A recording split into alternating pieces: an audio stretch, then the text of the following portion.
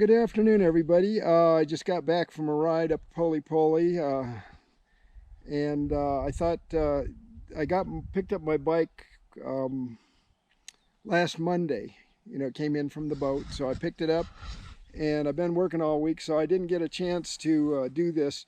I wanted to do a video with a summary on a review of the bike and all the equipment that I needed. Ended up purchasing, you know, the expendables on the trip. The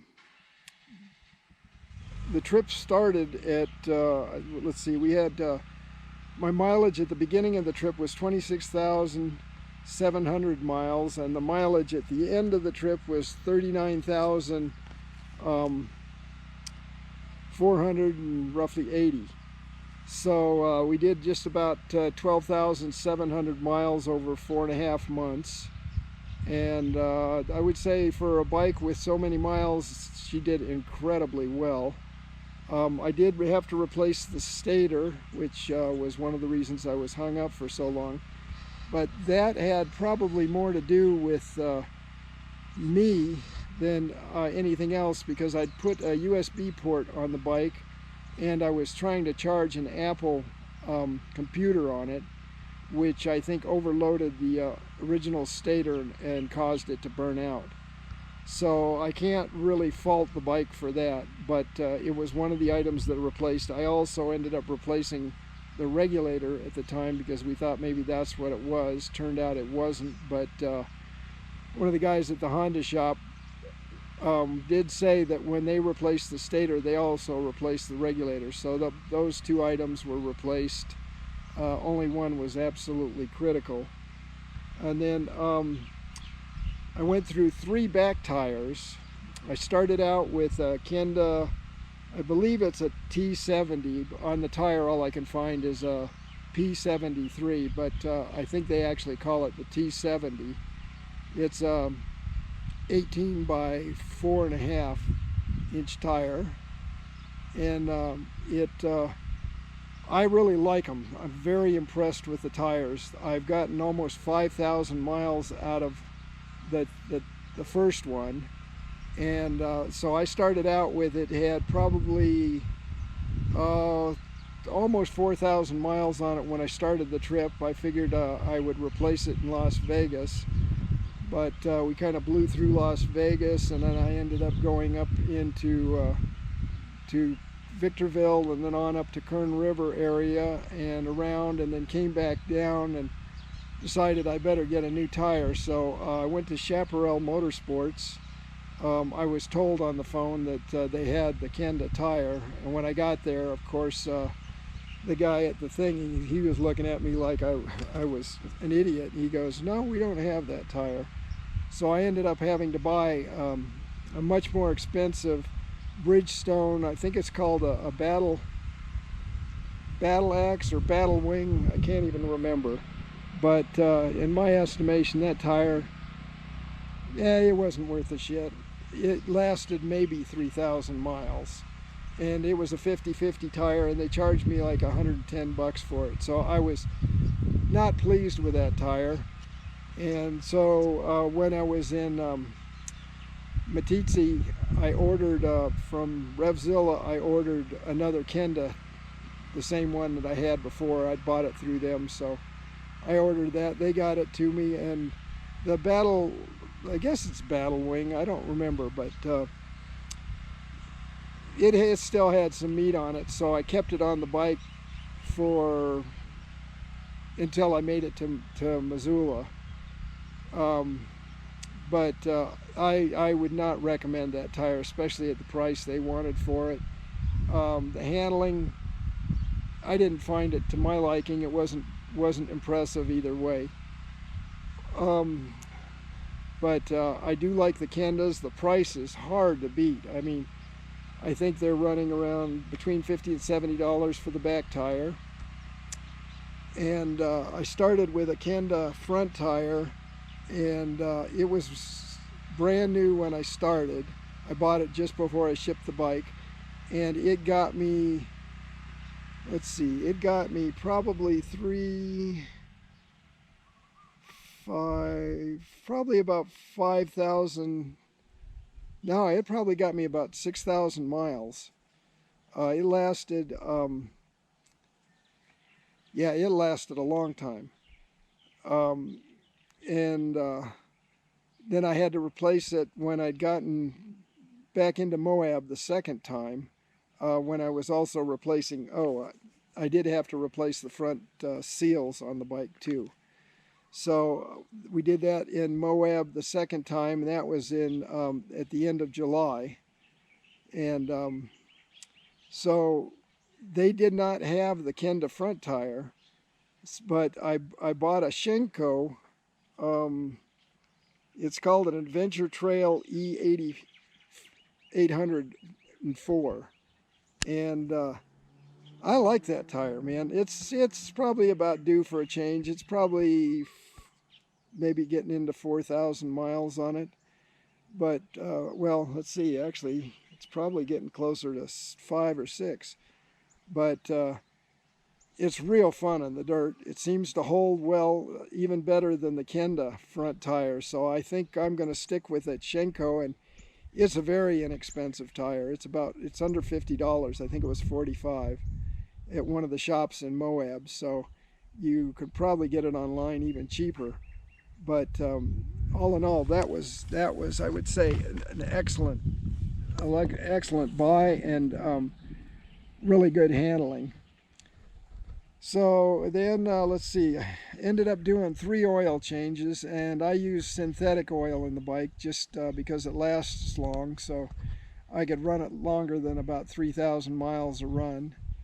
And it works real well. I probably could have gotten quite a bit more mileage out of each change, but since I had to change out the stator, I had to change the oil too, so that was one of the oil changes.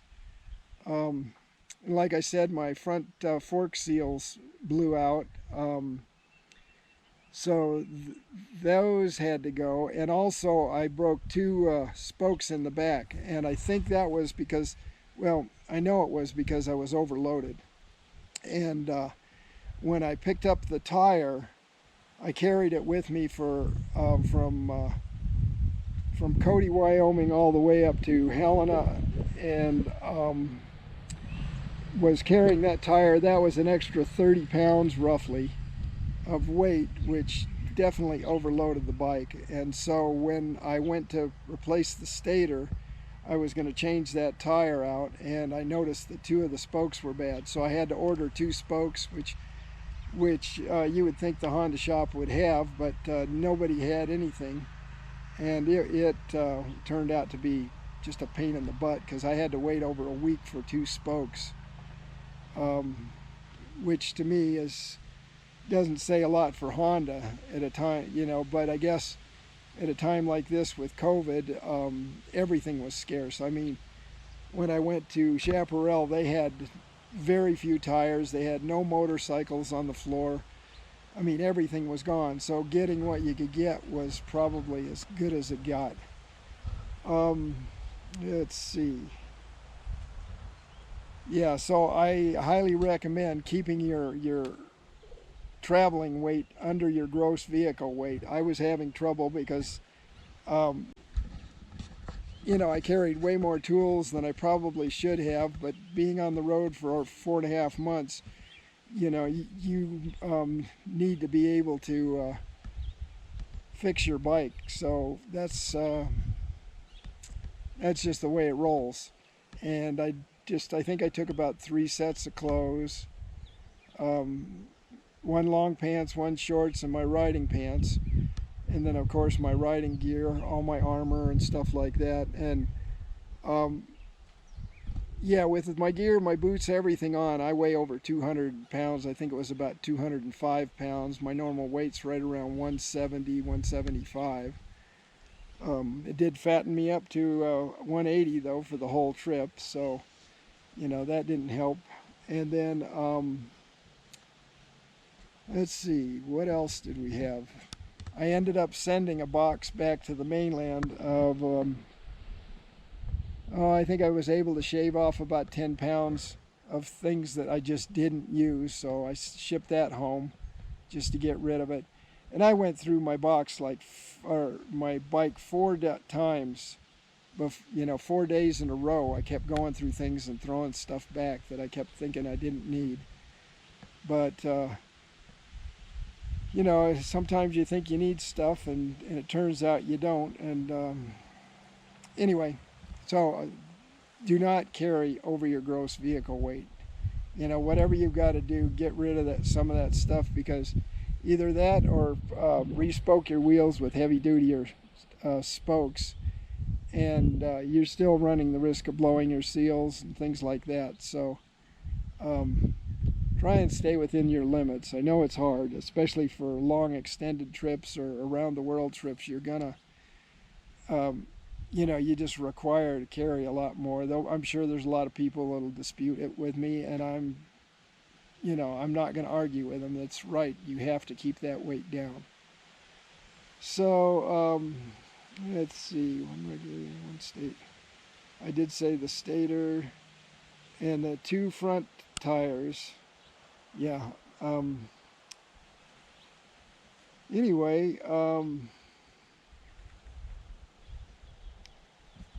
yeah, so all in all, the bike's come back looking pretty good. Out today, I was going around a corner a little too fast, so I ended up breaking my windshield, or putting a crack in it. So here's the bike just after riding up in the dirt, and she's fared really well. And for something with almost 40,000 miles on it, she's not leaking oil. She's not burning any extra gas. I mean, she runs as good now as she did the day I got her. Might be a little bit tired, but all in all, she's a deluxe bike. So, I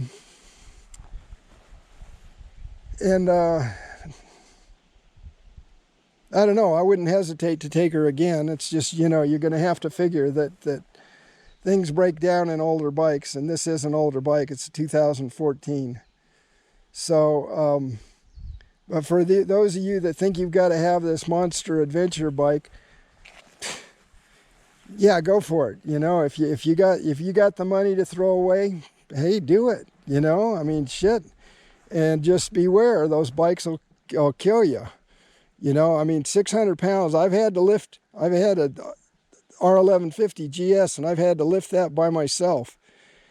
And damn, you know, that's dangerous stuff to have to do. I mean, this bike is hard to lift by itself. I mean, as you saw, I had to lift it a number of times, but I don't recommend getting a big bike. My biggest complaint with this bike, the only con that I really have about this bike, is not its height, because that wasn't a problem, but the riding into the wind. There's just a little bit lack of power if you're riding, say, out in the desert on the freeway, where there's not a lot of traffic moving with you.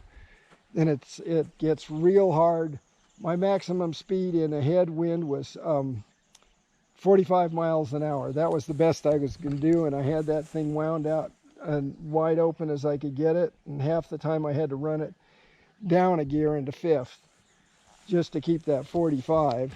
But on the freeways in California, it was never a problem, because when you're in the traffic and the flow is going, they break all the wind for you and actually draw you along with them. So at times I was able to use trucks to slipstream behind, but you know, in the desert they can go faster than I could, so they would get away from me, and then I'd be fighting the wind again, and then I couldn't get my speed up enough to keep up with them. But I'll tell you what, you know, you think you need a bigger bike, well, you know, maybe you need a bigger bike, but I don't recommend it.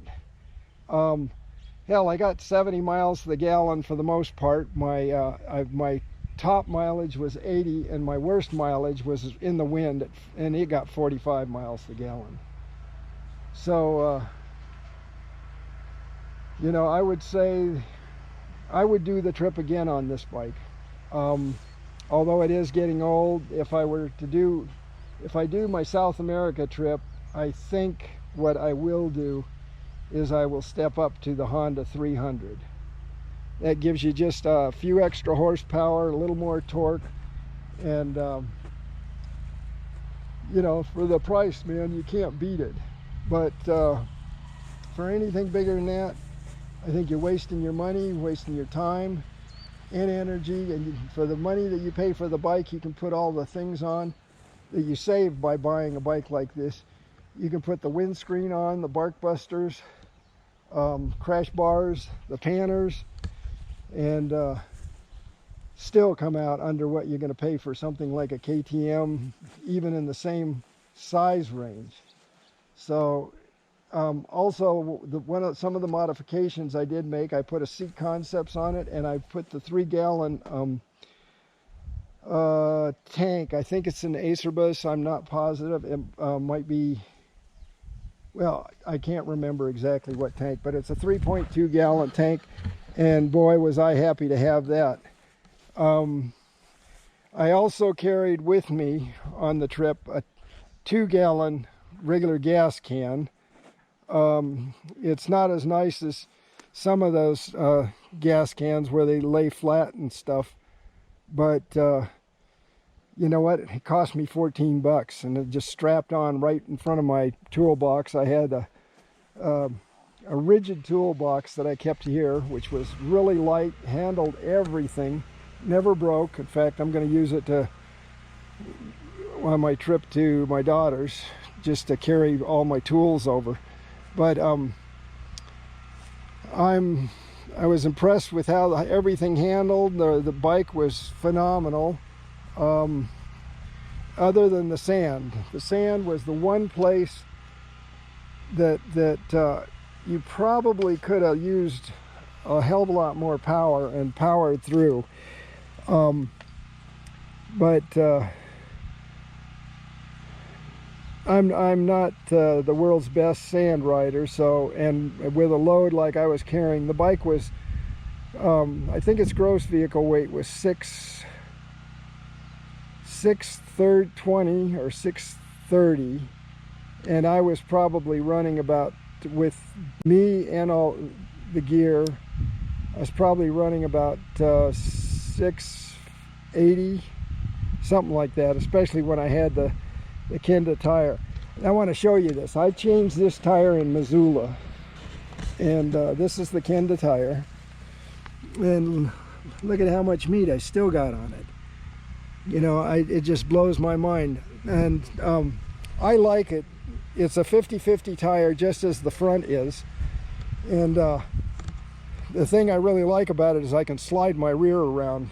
You know, I can brake turn and break the back tire loose if I want to turn real rapidly, and in the dirt I like that. It's grippy but not too grippy, and I never had a problem with it in the rain. I didn't really have any problems with that tire. I can't, you know, the only times I dropped it was in the sand, and that was in the very beginning, and the tire was getting a little worn. And anyway, I can't say enough good things. Also, I use these Tusk panners. They're pretty good. They're awfully damn heavy. They've got aluminum backing plate in it which weighs quite a bit, and the rack that you have to have on the bike is heavy. So I think if I were going to do it again, I would go with a rackless, I mean a frameless panner system that doesn't add, because that's probably about 25 pounds of weight that I really didn't need, and I could have used that for other things. But and the other things I'm not wild about is their strap closing system. I know it allows you to expand and stuff, but the damn straps are flapping around in the breeze all the time. The little tabs they gave you to keep them from flapping, well, they just disappear. So I'm not a big fan of them. They're nice to have, don't get me wrong, but the closing system's a pain in the ass, and if you get distracted and forget to close them, you got straps hanging down that could get caught in your back wheels. I'm not a big fan of this system. I think it kind of sucks, but it did the job. It is a lot of extra weight, so I think I would go with the rackless system, maybe the I don't know. Anyway, there's a number of saddlebags that you don't need all the racks and everything for, that work much better. So I would say, by and large, I think save your money. Don't get the Tusk.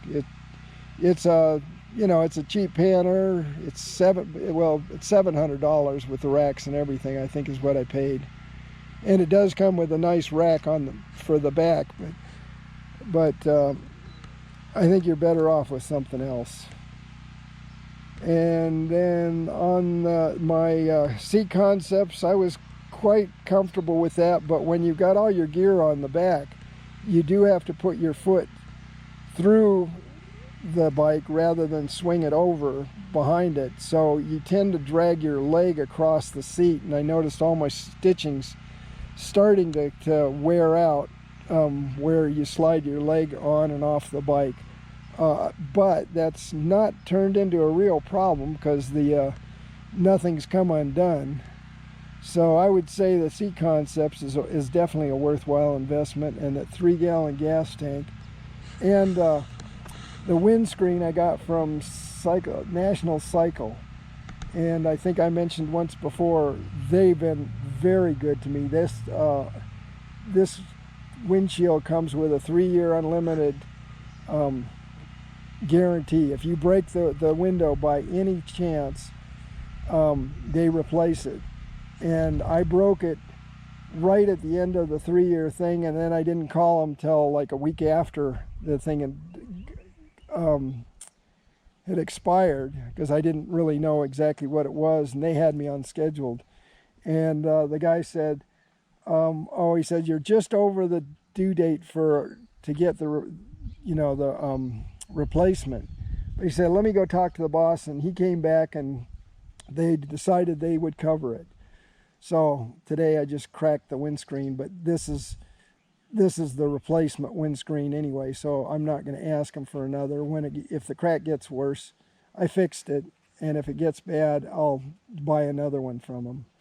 But just for doing business with somebody that stood by their product, I really am impressed with them.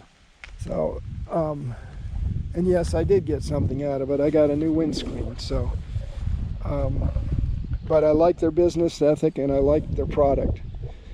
So, other than that, I think that pretty much wraps it up. So, anyway, for all of you out there, I think we're going to call it quits, and I'm going to probably bore you to tears anyway with this. So I'll go in and edit what I can and try and make it as interesting as possible, and we will talk to you later. Aloha.